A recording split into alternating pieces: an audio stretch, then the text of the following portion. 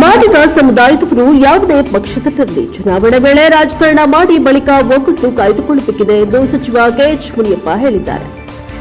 ಚಿತ್ರದುರ್ಗ ನಗರದ ಹೊರವಲಯದಲ್ಲಿರುವ ಮಹದರಾಜ ಚೆನ್ನಯ್ಯ ಮಠದ ಆವರಣದಲ್ಲಿ 20 ಗುಂಟೆ ಜಾಗದಲ್ಲಿ 4 ಕೋಟಿ ವೆಚ್ಚದಲ್ಲಿ ಮಾತಂಗೇಶ್ವರಿ ದೇವಸ್ಥಾನ ನಿರ್ಮಾಣಕ್ಕೆ ಹಮ್ಮಿಕೊಂಡಿದ್ದ ಭೂಮಿ ಪೂಜೆ ಕಾರ್ಯಕ್ರಮದಲ್ಲಿ ಮಾತನಾಡಿದ ಸಮಾಜದ ವಿಷಯದಲ್ಲಿ ನಾವೆಲ್ಲರೂ ಒಂದಾಗಬೇಕು. ನಮ್ಮ ಸಮಾಜಕ್ಕೆ ಮಠದ ಮಾರ್ಗದರ್ಶನ ಅಗತ್ಯ ಇದೆ ಎಂದರು. ನಾವೆಲ್ಲರೂ ಸೇರಿ ದೇವಾಲಯವನ್ನ ನಿರ್ಮಾಣ ಮಾಡಬೇಕಿದೆ. ಇದರ ನಿರ್ಮಾಣಕ್ಕೆ ಶ್ರೀಗಳು ಯಾರಿಂದಲೂ ಹಣ ಕೇಳಬಾರದು. ಇದರ ಪೂರ್ಣ ಪ್ರಮಾಣದ ವೆಚ್ಚವನ್ನ ಭಕ್ತರೇ ನಿರ್ವಹಣೆ ಮಾಡಬೇಕಿದೆ. ಈ ಹಿನ್ನೆಲೆಯಲ್ಲಿ ಭಕ್ತರು ಸ್ವಯಂ ಪ್ರೇರಿತರಾಗಿ ದಾನ ನೀಡಬೇಕು ಎಂದು ತಿಳಿಸಿದ್ದಾರೆ. ಮೈಸೂರು ರಾಜವಂಶ ಸಂಸದ ಶ್ರೀಕೃಷ್ಣ ದತ್ತರಾಜ ಯದುವೀರ ಒಡೆಯರ್ ಕಾರ್ಯಕ್ರಮ ಉದ್ಘಾಟಿಸಿದರು. ದೇವರ ಆರಾಧನೆ ನೆಪದಲ್ಲಿ ಹಲವಾರು ಜನರಿಗೆ ರಕ್ಷಣೆ ನೀಡಲಾಗುತ್ತಿದೆ. ಇದರಲ್ಲಿ ಕಲೆ, ಸಂಸ್ಕೃತಿ, ಸಾಹಿತ್ಯ ಸಮಸ್ಯೆಗಳನ್ನು ನಿವಾರಣೆ ಮಾಡಲಾಗುತ್ತಿದೆ. ಈ ಹಿನ್ನೆಲೆಯಲ್ಲಿ ದೇಗುಲಗಳ ಪುನರ್ಜೀವನ ಆಗಬೇಕಿದೆ. ಮಠದ ಆಶ್ರಯದಲ್ಲಿ ದೇಗುಲ ನಿರ್ಮಾಣ ಮಾಡ್ತಾ ಇರುವುದು ಉತ್ತಮ ಕಾರ್ಯವಾಗಿದೆ ಎಂದು ತಿಳಿಸಿದ್ದಾರೆ.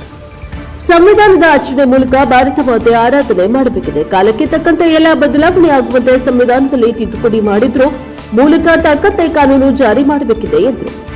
ಈ ಸಂದರ್ಭದಲ್ಲಿ ಕೇಂದ್ರದ ಮಾಜಿ ಸಚಿವರಾದ ಜಿಎಂ ಸಿದ್ದೇಶ್ವರ, ಮಾಜಿ ಕೇಂದ್ರ ಸಚಿವ ನಾರಾಯಣಸ್ವಾಮಿ, ಮಾಜಿ ಸಂಸದ ಬಿಎನ್ ಚಂದ್ರಪ್ಪ, ಮಾದರ ಶ್ರೀಗಳ ಪೂರ್ವಾಶ್ರಮದ ಪ್ರಾಥಮಿಕ ಪ್ರೌಢಶಾಲೆ ನಿವೃತ್ತ ಶಿಕ್ಷಕರಾದ T Basavarajappa, Masarat Naz Begum, DT Venkatesh Reddy, HS Lalitha, Basavaraj, AR Shivamurthy ಅವರಿಗೆ ಗುರುವಂದನೆ ಸಲ್ಲಿಸಲಾಯಿತು. ಹಾಗೂ ಇನ್ನು ವೇದಿಕೆ ಮೇಲೆ ಅನೇಕರು ಸ್ವಾಮೀಜಿಗಳು ಉಪಸ್ಥಿತರಿದ್ದರು.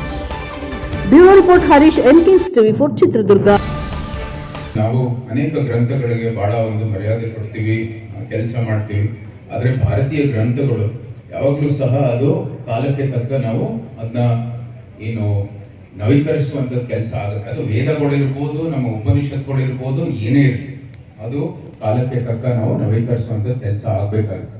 ಅದಕ್ಕೆ ತಕ್ಕನು ಕೂಡ ಇವತ್ತು ಅನೇಕ ಸಮುದಾಯಗಳು ಸೇರಿ ಒಂದು ಹೋರಾಟ ಮಾಡಬೇಕಾಗಿದೆ. ಅತಿ ಅವಶ್ಯ. ಒಳ್ಳೆ ವ್ಯವಸ್ಥೆ ರೂಪಿಸಬೇಕಂದ್ರೆ ಪದೇ ಪದೇ ಒಂದು ಒಳ್ಳೆ ಅಪ್ಡೇಟ್ ಬೇಕಾಗಿದೆ, ಒಳ್ಳೆ ವ್ಯವಸ್ಥೆಯನ್ನು ಮಾಡಬೇಕಾಗಿದೆ. ಅದು ತಮ್ಮ ಸಮಾಜದಿಂದಾನೇ ಒಂದು ನಿರ್ಣಯ ಬರಬೇಕಾಗಿರ್ತಕ್ಕಂಥದ್ದು ಅತಿ ಅವಶ್ಯ. ಅದಕ್ಕೆ ತಕ್ಕ ನಾವೆಲ್ಲ ರಾಜಕಾರಣಿಗಳು ಹೋರಾಟ ಮಾಡ್ತೀವಿ ಅಂತ ಈ ಸಂದರ್ಭದಲ್ಲಿ ಹೇಳ್ತಾ ಬಹಳ ಸಂತೋಷವಾಯಿತು. ಇಂತಹ ಒಂದು ಸಮಾಜದ ಕೆಲಸ, ಸಮಾಜದ ಒಂದು ಒಳ್ಳೆ ಬೆಳವಣಿಗೆಯಲ್ಲಿ ನಮಗೂ ಕೂಡ ಭಾಗವಹಿಸುವಂಥದ್ದು ಅವಕಾಶ ಸಿಕ್ಕಿದೆ. ಗುರುಗಳು, ಅನೇಕ ಮಠಾಧೀಶರು ತಮ್ಮ ಸಮುದಾಯದ ಸಂಘಟನೆಗಾಗಿ, ಅದರ ಏಳಿಗೆಗಾಗಿ, ಅದರ ಒಂದು ಏನು ಹಿತಕ್ಕಾಗಿ ಅವರು ಕೆಲಸ ಮಾಡ್ತಾ ಇರೋದು ಅತ್ಯಂತ ಒಂದು ಹೆಮ್ಮೆಯ ಸಂಗತಿ, ಶ್ಲಾಘನೀಯ ಒಂದು ಉಪಕ್ರಮ. ಜೊತೆಗೆ ಏನು ಭಾರತೀಯ ಒಂದು ಧರ್ಮ ಇದೆ, ಧರ್ಮ ಅಂದ್ರೆ ರಿಲಿಜನ್, ಭಾರತೀಯ ಧರ್ಮ ಅದು ಬೇರೆ, ಅದು ವಿವರಿಸುವಂಥದ್ದು ಬಹಳ ಕಷ್ಟ. ಧರ್ಮನೇ ಬೇರೆ, ರಿಲಿಜನ್ನೇ ಬೇರೆ, ಅದು ಬಹಳ ಸ್ಪಷ್ಟವಾಗಿ ನಾವು ತಿಳ್ಕೋಬೇಕಾಗುತ್ತೆ. ನಮಗೆ ಭಾರತೀಯ ಧರ್ಮವನ್ನು ಅದನ್ನ ರಕ್ಷಣೆ ಮಾಡುವಂಥದ್ದು ಕೆಲಸ ಏನಾಗಿದೆ, ಇಡೀ ಭಾರತದಲ್ಲಿ ಇಷ್ಟೊಂದು ಒತ್ತಡಗಳು ಇದ್ರೂ ಸಹ ಅದರ ರಕ್ಷಣೆ ಆಗಿದ್ರೆ ಅದು ಬರೀ ನಮ್ಮ ಮಠಾಧೀಶರಿಂದ ಆಗಿರ್ತಕ್ಕಂಥದ್ದು ಅಂತ ಇವತ್ತು ನಾವು ಹೇಳಬೇಕಾಗುತ್ತೆ. ಇಡೀ ಸಮುದಾಯ ಇವತ್ತು ಅನೇಕ ಒಂದು ಭಾರತೀಯ ಇಷ್ಟೊಂದು ಇತಿಹಾಸ ಇರ್ತಕ್ಕಂಥ ಒಂದು ದೇಶ, ಬಹಳ ವೈವಿಧ್ಯತೆ ಇದೆ. ಇಡೀ ಒಂದು ಊರಿನಲ್ಲಿ ನಾವು ನೋಡಕ್ ಹೋದ್ರೆ ಬೇರೆ ಬೇರೆ ಸಂಪ್ರದಾಯಗಳು. ಚಿತ್ರದುರ್ಗ ಒಳ್ಳೆ ವ್ಯವಸ್ಥೆ, ಆದ್ರೆ ನಮ್ಮ ಒಂದು ಆ ವ್ಯವಸ್ಥೆನೆ ಏನು ಲಾಭಕ್ಕಿತ್ತು ಅನೇಕ ಸಮುದಾಯಕ್ಕೆ, ಅದು ನಮ್ಮ ಒಂದು ಹಿನ್ನಡೆಗಾಗಿ ಕಾರಣ ಆಯಿತು. ಅನೇಕ ಒಂದು ಐತಿಹಾಸಿಕ ಒಂದು ಸಂಗತಿಗಳಿದೆ, ಅದನ್ನು ವಿವರಿಸುವಂಥದ್ದು ಇವತ್ತು ವೇದಿಕೆ ಅಲ್ಲ. ಆದ್ರೆ ಅದನ್ನ ಪುನಃ ಸರಿಪಡಿಸುವಂತ ದೃಷ್ಟಿಯಲ್ಲಿ ಅಂದಿನ ಕಾಲದಲ್ಲಿ ಬಹಳ ದೊಡ್ಡ ಹೋರಾಟ ಆಯ್ತು. ಬರೀ ಮೈಸೂರಿನಲ್ಲ, ಮಡ್ರಾಸ್ ಒಂದು ಪ್ರೆಸಿಡೆನ್ಸಿಯಲ್ಲೂ ಕೂಡ ಆಯ್ತು. ಅಲ್ಲಿ ಇಲ್ಲಿ ಒಂದು ದೇಶೀಯ ಒಂದು ಆಡಳಿತ ಇರೋ ಕಾರಣಕ್ಕಾಗಿ ಅದಕ್ಕೆ ತಕ್ಷಣ ಸ್ಪಂದಿಸುವಂಥದ್ದು ಒಂದು ಕೆಲಸ ಆಯ್ತು. ಅದಕ್ಕೆ ಒಂದು ಪ್ರತಿಕ್ರಿಯೆ ಕೊಡಬೇಕು ಅಂತ ಮಹಾರಾಷ್ಟ್ರ ಲೆಸ್ಲಿ ಮಿಲ್ಲರ್ ಕಮಿಟಿಯನ್ನು ಅವರು ಶುರು ಮಾಡಿದ್ರು. ಅದಾಗಿದ ನಂತರ ಅಲ್ಲಿ ಒಂದು ಮೀಸಲಾತಿಯ ವ್ಯವಸ್ಥೆ ಕೊಡಬೇಕು ಅಂತ ಏನು ಒಂದು ವರದಿ ಬಂತು, ಅದಕ್ಕೆ ತಕ್ಕ ಅದನ್ನ ಅನುಷ್ಠಾನ ಮಾಡೋಕ್ಕೆ ಮುಂದುವರಿತು.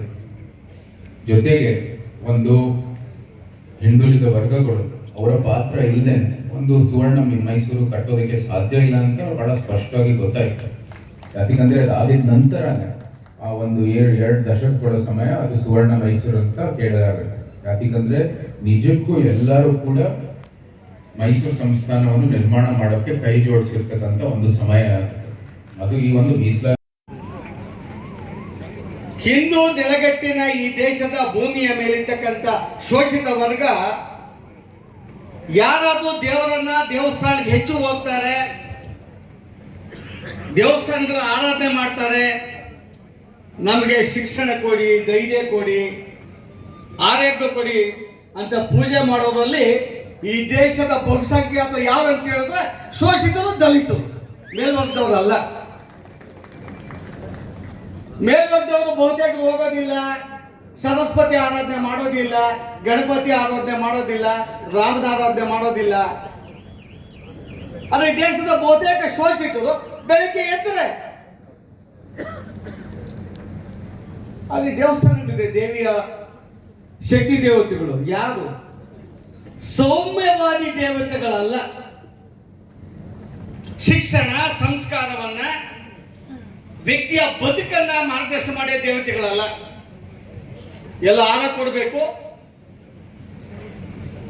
ಹಾರ ಕೊಟ್ಟು ಅಲ್ಲಿ ಊಟ ಮಾಡಬೇಕು, ಆಕ್ರೋಶಿತ ಬರಬೇಕು ಜೀವನ ಪದ್ಧತಿ. ಆದ್ರೆ ಇವತ್ತು ಬುದ್ಧಿ ಪೂಜೆ ಮಾಡಿರೋದು ಸ್ವಾಮೀಜಿಗಳೇ ಸರಸ್ವತಿಯ ಅವತಾರ. ಶಕ್ತಿ ಸ್ವರೂಪವಾದಂತಹ ಶ್ರೀ ಆದಿಶಕ್ತಿ ಮಾತಂಗೇಶ್ವರಿ ದೇವಿ ದೇವಾಲಯದ ನಿರ್ಮಾಣದ ಇವತ್ತು ಭೂಮಿ ಪೂಜೆಯ ಸಮಾರಂಭ ಅತ್ಯಂತ ಒಂದು ಸಂತೋಷದ ಸಂಗತಿ. ನೂತನವಾದಂತಹ ದೇವಸ್ಥಾನ, ಅದು ಒಂದು ಸಮಾಜದ ಒಂದು ಏನು ಇದಕ್ಕಾಗಿ ಅದರ ಒಂದು ಸಾಮಾನ್ಯವಾಗಿ ಹಿಂದಿನ ಕಾಲದಲ್ಲಿ ಅದರ ಒಂದು ಸಬಲೀಕರಣಕ್ಕಾಗಿ ಒಂದು ದೇವಸ್ಥಾನ ನಿಂತಿತ್ತು. ಆದರೆ ಆಧುನಿಕ ಕಾಲದಲ್ಲಿ ಅನೇಕ ಕಾರಣದಿಂದ ಅದು ಬರೀ ಒಂದು ದೇವಿ ಆರಾಧಿಸುವಂಥದ್ದು ಒಂದು ಜಾಗ ಆಗಿದೆ. ಪ್ರಾಚೀನ ಕಾಲದಲ್ಲಿ ಒಂದು ದೇವಸ್ಥಾನ ಬರೀ ಒಂದು ದೇವಿ ಆರಾಧನೆ ಅಥವಾ ಒಂದು ದೇವರ ಒಂದು ಆರಾಧನೆಯ ಒಂದು ಸ್ಥಳ ಅಲ್ಲ. ಆ ಒಂದು ದೇವರ ಆರಾಧನೆ ಮೂಲಕ ಅನೇಕ ಕಾರ್ಯ ಚಟುವಟಿಕೆಗಳು ಆಗ್ತಾ ಇತ್ತು. ಕಲೆಯ ಒಂದು ರಕ್ಷಣೆ ಆಗ್ತಾ ಇತ್ತು. ಅನೇಕ ಪಾಠಶಾಲೆಗಳು ಅದಕ್ಕೆ ಜೋಡಿಸ್ತಾ ಇದ್ರು. ಇಡೀ ಸಮಾಜದ ಒಂದು ಇದಕ್ಕಾಗಿ ಆ ದೇವಸ್ಥಾನವನ್ನು ಕೆಲಸ ಮಾಡ್ತಾರೆ. ಯಾರಿಗಾದ್ರೂ ಒಂದು ಏನು ಸಮಸ್ಯೆ ಆಗಿದೆ ಅಲ್ಲಿಗೂ ಕೂಡ ಈ ದೇವಸ್ಥಾನನೇ ಅದನ್ನ ಬಗೆಹರಿಸೋದಕ್ಕೆ ಬರ್ತಾ ಇತ್ತು. ಅದಕ್ಕೆ ಪ್ರಾಚೀನ ಭಾರತದಲ್ಲಿ ಒಂದು ಒಳ್ಳೆ ವ್ಯವಸ್ಥೆ ಇತ್ತು. ಅದನ್ನ ನಾವು ನಮ್ಮ ಮಠಾಧೀಶರೊಂದಿಗೆ ಪುನರುಜ್ಜೀವನಗೊಳಿಸುವಂತ ಕೆಲಸ ಆಗ್ಬೇಕಾಗಿರ್ತಕ್ಕಂಥದ್ದು ಅತಿ ಅವಶ್ಯಕ. ಆ ನಿಟ್ಟಿನಲ್ಲಿ ಬಹುಶಃ ಇವತ್ತು ಒಂದು ಒಳ್ಳೆ ಯತ್ನ ನಡೆದಿದೆ. ನಮ್ಮ ಮಾದರ್ಶನ ಸ್ವಾಮೀಜಿಯವರು ಇಂಥ ಒಂದು ಒಳ್ಳೆ ಕೆಲಸ ಮಾಡಿ ನಮ್ಮ ಆಧ್ಯಾತ್ಮಿಕ ಒಂದು ಏನು ನೆಲೆಗಟ್ಟಿದೆ ಅದ್ರ ಜೊತೆಗೆ ಆಧುನಿಕ ಕಾಲಕ್ಕೆ ಅವಶ್ಯಕವಿರುವಂಥದ್ದು ಎಲ್ಲ ಸೌಲಭ್ಯಗಳನ್ನು ಇವತ್ತು ಸಮುದಾಯಗಳಿಗೆ ಮತ್ತು ಮಹಿಳೆಯರಿಗೆ ಸಾಮಾಜಿಕ ನ್ಯಾಯವನ್ನು ಕೊಟ್ಟಂತ ಬಹುದೊಡ್ಡ ದಾರ್ಶನಿಕರು, ಹರಿಕಾರರು ಅಂತ ಹೇಳಿದ್ರೆ ಅದು ನಮ್ಮ ಮೈಸೂರಿನ ಮಹಾಸಂಸ್ಥಾನ ನಾಲ್ವಡಿ ಕೃಷ್ಣರಾಜ ಒಡೆಯರವರು. ಅವರ ಕುಟುಂಬದ ಒಂದು ಕುಡಿ ನಮ್ಮ ಊರಿಗೆ ಬಂದರೆ ಅದು ನಮ್ಮ ಸಮುದಾಯಕ್ಕೆ ಸಿಕ್ಕಂಥ ಬಹುದೊಡ್ಡ ಗೌರವ ಅಂತೇಳಿ ಅವರು ಯಾವುದೇ ಮಹಾರಾಜರ ಥರ ಸಡಗರ ಸಂಭ್ರಮವನ್ನು ಆಚರಣೆ ಮಾಡ್ಕೊಳ್ಳೋದಿಲ್ಲ. ಭಾಳ ಸಿಂಪಲ್ ಆಗಿರುವಂಥವ್ರು. ನಮ್ಮ ಬಸವಣ್ಣವ್ರು ಹೇಳಿದಾಗೆ ಈ ಒಂದು ಭೂಮಿಗೆ ನಮ್ಮ ಮುರುಘಾ ಮಠದ ಕೊಡುಗೆ ಶಿವಮೂರ್ತಿ ಮುರುಘಾ ಶರಣರು ನಮಗೆ ದೀಕ್ಷೆಯನ್ನು ಕೊಟ್ಟರು. ಹಾಗೆಯೇ ಬಸವರಾಜನವರು ಎಲ್ಲ ನನಗೆ ವ್ಯವಸ್ಥೆಯನ್ನು ಮಾಡಿಕೊಟ್ರು. ನನಗೆ ಬೇಕಾಗಿರುವಂಥ ಕೇವಲ ಅವ್ರು ಹೇಳಿದ 10 ಎಕರೆ ಅಲ್ಲ 20 ಎಕರೆ ಜಮೀನು ಕೊಡ್ತೀನಿ ಅಂತ ಹೇಳಿದ್ರು. ಅವತ್ತಿನ ಸಂದರ್ಭದಲ್ಲಿ ನಾವು ಈ ಜಾಗವನ್ನು ಆಯ್ಕೆ ಮಾಡಿಕೊಂಡು ಭಾಳ ಚಿಕ್ಕದಾಯಿತು ಅಂತ ಹೇಳಿ, ಹಾಗಾಗಿ ಮುರುಘಾ ಮಠದ ಪರಂಪರೆಯಲ್ಲಿ ನಾವು ನಿರಂತರವಾಗಿ ನಡೀತೀವಿ ಅನ್ನುವಂಥ ಮಾತು ಕೂಡ ನಿಮಗಿರಬೇಕನ್ನುವಂಥದ್ದು. ಇನ್ನು ಎರಡನೇ ಬಹುದೊಡ್ಡ ಶಕ್ತಿ ಆದಿಚುಂಚನಗಿರಿ ಮಹಾಸಂಸ್ಥಾನ ಡಾಕ್ಟರ್ ಬಾಲಗಂಗಾಧರ ಮಹಾಸ್ವಾಮೀಜಿಯವರು ಪ್ರಥಮವಾಗಿ 50 ಲಕ್ಷ ರೂಪಾಯಿಗಳನ್ನು ಕೊಟ್ಟು ನನಗಿರ್ಲಿಕ್ಕೆ ಮಠವನ್ನು ಕಟ್ಟಿಸ್ಕೊಟ್ರು. ಇವತ್ತು ಕೂಡ ಅವರ ಸಹಕಾರ ಇದ್ದೇ ಇದೆ. ಡಾಕ್ಟರ್ ನಿರ್ಮಲಾನಂದನಾಥ ಮಹಾಸ್ವಾಮೀಜಿಯವರು ಈ ಕಾರ್ಯಕ್ರಮಕ್ಕೆ ಬರಬೇಕಾಗಿತ್ತು. ಅವರು ನಮ್ಮ ಮನೆಯ ಮಠದ ಪೂಜ್ಯರು, ಆದಿಚುಂಚನಗಿರಿ ಮಠದ ಒಂದು ಶಾಖೆಯ ರೀತಿಯಲ್ಲಿ ಅವರು ನಮಗೆ ಆಶೀರ್ವಾದವನ್ನು ಮಾಡ್ತಾ ಇದ್ದಾರೆ. ಅವರು ನಿರಂತರವಾಗಿ 1 ವಾರ ಪೂಜಾ ಕಾರ್ಯದಲ್ಲಿ ಇರೋದ್ರಿಂದ ನೀವು ಮುಗಿಸಿ ಅಂತ ಹೇಳಿದ್ರು. ಹಠದಲ್ಲಿ ಸೇರಿಕೊಂಡು ಒಗ್ಗಟ್ಟನ್ನು ಪ್ರದರ್ಶನವನ್ನು ಮಾಡುವಂಥ ನಿಟ್ಟಿನಲ್ಲಿ ನೀವು ಚಿಂತನೆ ಮಾಡಿದರೆ ನಿಮ್ಮೆಲ್ಲರಿಗೂ ಕೂಡ ಒಂದು ಅಸ್ತಿತ್ವ ಬುನಾದಿ ಸಿಗುತ್ತೆ ಅನ್ನುವಂಥ ಮಾತನ್ನು ಈ ಸಂದರ್ಭದಲ್ಲಿ ವ್ಯಕ್ತಪಡಿಸಿ, ಬಹಳಷ್ಟು ಜನ ಇಲ್ಲಿ ನಿಗಮ ಮಂಡಳಿ ಅಧ್ಯಕ್ಷರಿದ್ದಾರೆ. GS ಮಂಜುನಾಥ್ ಅವರು ಕೂಡ ಪೌರ ಕಾರ್ಮಿಕರ ನ್ಯಾಯವನ್ನು ಕೊಟ್ಟಂಥವ್ರು, ಅವರು ಕೂಡ ಇದ್ದಾರೆ. ನಮ್ಮ ತಿಮ್ಮರಾಯಪ್ಪನವರು ಕಡಿಮೆ ಒಟ್ಟಿನಲ್ಲಿ ಸೋತರು ಪಾವಗಡದಿಂದ, ಅವರು ಮಂತ್ರಿಗಳಾಗಬೇಕಾಗಿತ್ತು.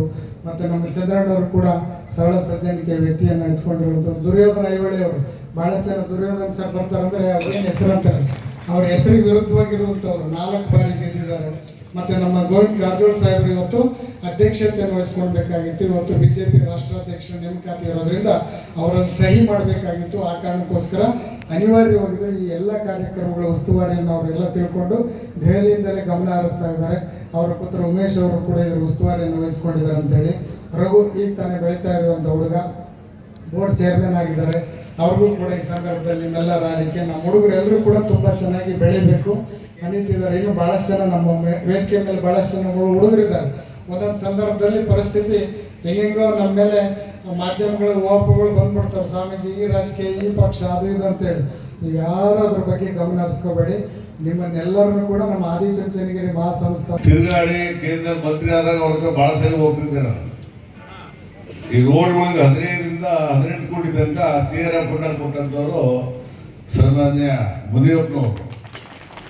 ನಮ್ಮ ಮಠದ ಭಾಗವಾಗಿಯೂ ಕೂಡ ಅದು ಹೈವೇ ಬಂದ ಕೆಡವಿದ್ರು. 5 ಲಕ್ಷ ಕೊಡ್ತೀವಿ ಎಂದು ನಾನು ಇಲ್ಲ ಸರ್ ನೀವು ಭಾಳ ಕೊಡಬೇಕು ಅಂತ 15 ಲಕ್ಷ ರೂಪಾಯಿ ಕೊಟ್ಟು ಅದು ಇನ್ನೂ ಕೂಡ ಮಾಡಿಲ್ಲ. ಮಠದಲ್ಲಿ ಮಾಡ್ಬೇಕಾದ್ರೆ ನಾವು ಅವ್ರನ್ನ ಕರೀಲೇಬೇಕು. ನಾನು ಗುರುಗಳಿಗೆ ಹೇಳ್ತೀನಿ.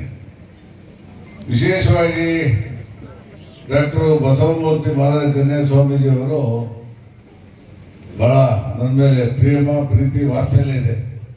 ಯಾರು ಜೀವನದಲ್ಲಿ ಯೋಗ್ಯರಾಗಿದ್ದಾರೆ ಅಂಥವರನ್ನ ಗೌರವಿಸಬೇಕು ಅನ್ನೋದು ಬಸವಣ್ಣವರ ಒಂದು ಕನಸಾಗಿತ್ತು, ಒಂದು ಆಸೆ ಆಗಿತ್ತು.